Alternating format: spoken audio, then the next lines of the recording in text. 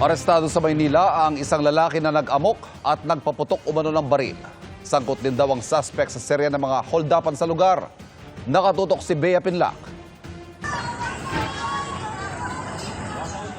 Hindi na nakapalagang 30 anyos na lalaking ito nang arestuhin siya sa San Andres Bukid sa Maynila madaling araw ng Huwebes. Ang lalaki nag-amok at pinaputok umano ang hindi lisensyadong baril niya sa kalsada. So wala namang reported na mayroong tinamaan. Nakuha sa kanya isang revolver na baril saka granada dun sa kanyang sling bag. Nakumpiska rin daw mula sa suspect ang mga passport at ID ng iba-ibang tao. May mga Koreans, mga Chinese na nandun sa mga passports. So hindi lang sila mga Pilipino. So meron doon para magkakamag-anak pa po sila eh. So may mga passports na mga expired na, pero may mga passports na mga within this year ma-expired din sila.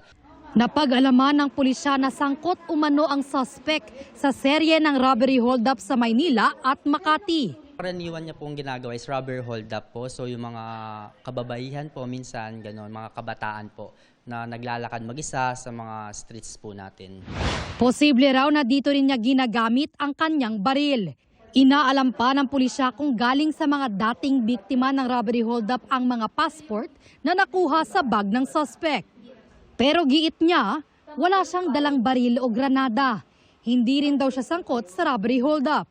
No, hindi po ako nagpapatok ng baril. Wala akong dalang baril nung araw na yan. Nahaharap siya sa reklamong alarm and scandal, illegal possession of firearms and explosives at paglabag sa election gun ban. Para sa GMA Integrated News, Bea Pinlac, nakatutok 24 oras.